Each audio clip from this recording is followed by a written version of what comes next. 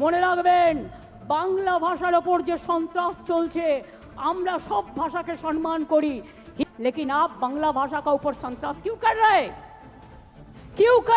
हैं 21 जुलाई के दिन हर साल की तरह तृणमूल कांग्रेस ने शहीद दिवस मनाया, जहां लाखों लोगों की भीड़ जुटी।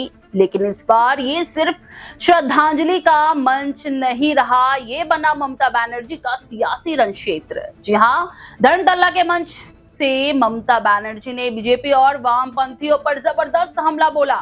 उनकी जुबान में गुस्सा था, तेवर में चेतावनी थी और निशाने पर थी केंद्र की नीतियां और दिल्ली की सत्ता।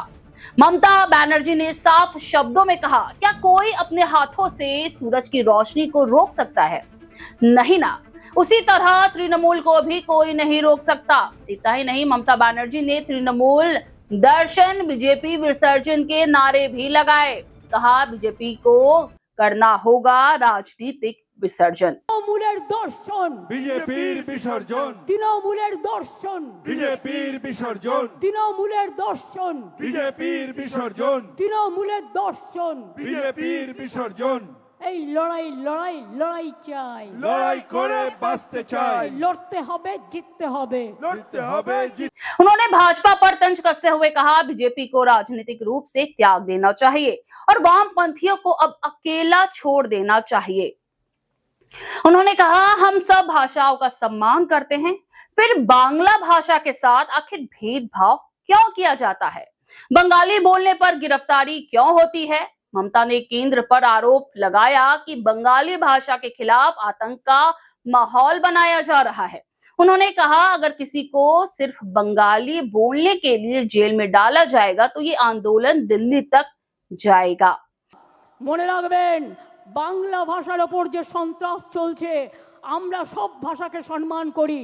हिंदी को भी हम प्यार करते हैं, हम गुजराती को भाषा को भी प्यार करते हैं, हम मराठी भाषा को भी प्यार करते हैं, हम राजस्थानी भाषा को भी प्यार करते हैं, हम हर लैंग्वेज को प्यार करते हैं।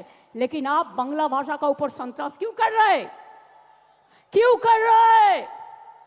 बांग्ला आजादी का लड़ाई में लड़े थे, बांग्ला नवजागरण किए थे, बांग्ला जो कर सकता है और कोई नहीं कर सकता है। इसी के लिए মনে রাখবেন বাংলায় মাটি দুর্জয় ঘাটি, বাংলার মাটি দুর্জয় ঘাটি, জেনে রেখো দুর্বৃত্ত।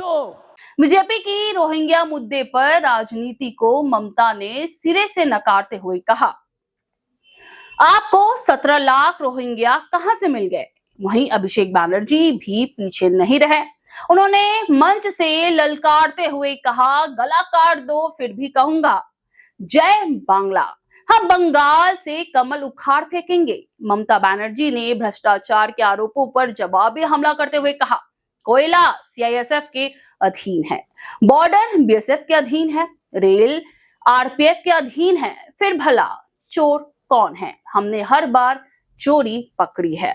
उन्होंने चेतावनी दी कि अगर नुकसान पहुंचाया गया तो उसे नियंत्रित करने की मशीनरी भी हमारे पास ही है। ममता बनर्जी ने साल 2026 की रणनीति भी साफ कर दी। कहा, इस बार बंगाल में और सीटें जीतनी है और फिर 2026 के बाद हमारा लक्ष्य है दिल्ली। 2026-এ আরো বেশি সিট নিয়ে জিততে হবে এবং জেতবার পর আমাদের লক্ষ্য হবে দিল্লি লড়াই। দিল্লিকে হাঁটাতে হবে, বিজেপিকে হাঁটাতে হবে, চক্রান্ত রুখতে হবে। আর যদি মনে করেন এজেন্সি লাগিয়ে চক্রান্তকে রুখবেন, জেনে রাখুন আমরা জেলে থাকলেও আমাদের এখানে ছোট্ট বৃক্ষ হয়ে জন্মাবো আর দিল্লিতে গিয়ে আমরা ওটা শাখা পোশাকা নিয়ে বিস্তার করব। আমাদের আটকে রাখা যায় না, আমাদের রোখা যায় না। साल पड़ोसी को तमन्ना, साल पड़ोसी को तमन्ना आज हमारा दिल में है। देखते हैं जोर किसका बाजू एक तिल में है। निगाहें जिनकी नहीं है वो बढ़ते सूरज पर और डूबते हुए तारों के बात करते हैं। लज्जा करे ना? भूले गए स्वाधीनता आंदोलने इकबालेर से गान, सारे जहां से अच्छा हिंदुस्तान हमारा। মনে রাখবেন আমার এখানেও 30% মুসলিম আছে, আমার এখানেও 26% তপশিলি বন্ধুরা আছেন, আমার এখানেও 6 লক্ষের ওপর আদিবাসী বন্ধুরা আছেন, তারা হিন্দু নয়, রাজবংশী হিন্দু নয়, মতুয়ারা হিন্দু নয়। ভোটের কার্ড নিয়ে খেলবেন আর ইলেকশন আসলেই তাদের ঘাড় ধাক্কা দিয়ে আপনারা বের করে দেবেন। আমি সাগরিকাদের টিমকে ধন্যবাদ জানাচ্ছি যে তারা দিল্লিতে যমুনানগর কলোনি ভিজিট করে এসছে। কাশ্মীরে পহেলগাঁও হওয়ার পরে ইন্ডিয়া মধ্যে থেকে সবচেয়ে প্রথম টিম তৃণমূল কংগ্রেস, যেখানে যেখানে পহেলগাঁও হয়েছিল, যেখানে মানুষ অত্যাচারিত হয়েছিল, সব জায়গায় আমাদের টিম প্রথম গিয়ে পৌঁছেছিল। আর আসামের মুখ্যমন্ত্রী, আপনি আসামকে সামলাতে পারছেন না, আপনি বাংলায় নাক গলাচ্ছেন। নাক গলানো বন্ধ করুন, তা নাহলে সুস্মিতা দেবদের বলবো আন্দোলন গড়ে তুলুন, আমরা সবাই যাব, দেখি কত ডিটেনশন ক্যাম্পে আমাদের ভরতে পারে। आपको बता दें कि मुख्यमंत्री ममता बनर्जी ने 1993 में कई युवाओं की मौत की याद में आयोजित रैली को संबोधित किया। तब पुलिस ने उन प्रदर्शनकारियों पर गोलीबारी की थी जो मतदान के लिए मतदाता पहचान पत्र को एकमात्र आवश्यक दस्तावेज बनाने की मांग कर रहे थे। मुख्यमंत्री ममता बनर्जी ने 1993 में कई युवाओं की मौत की याद में ये रैली की थी। आपको बता दें कि जिस तरह से ये जनसभा हुई, ऐसे में टीएमसी कार्यकर्ता और समर्थक वहां पर यही नारा लगाते दिखे कि साल 2026 के विधानसभा चुनाव में टीएमसी ही जीतेगी और बीजेपी की हार होगी। तो धर्मतल्ला के मंच से सिर्फ श्रद्धांजलि नहीं दी गई, बल्कि पूरे देश की राजनीति को एक नई दिशा देने की हुंकार भरी गई। क्या आप बनना चाहते हैं एक प्रोफेशनल ब्यूटी एक्सपर्ट? तो अब आपके लिए है एक गोल्डन अपॉर्चुनिटी जो बदल सकता है आपका करियर और आपकी जिंदगी। Rubina Kazi salon and academy एक ऐसा नाम है जो आपको दे रहा है professional training, beautician, skin, hair, cosmetology के हर कोर्स में।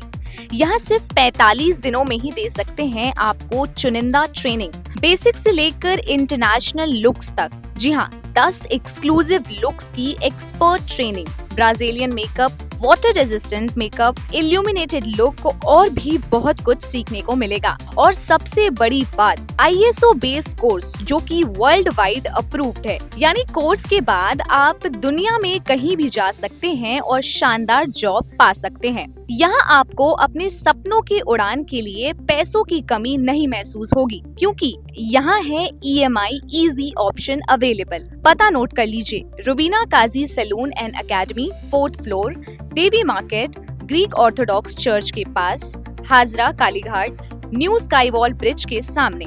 तो इंतजार किस बात का, आज ही जुड़िए रुबीना काजी एकेडमी से और बनाइए अपना फ्यूचर और भी ज्यादा ब्राइट। सीट सीमित है, तुरंत संपर्क करें इस नंबर पर।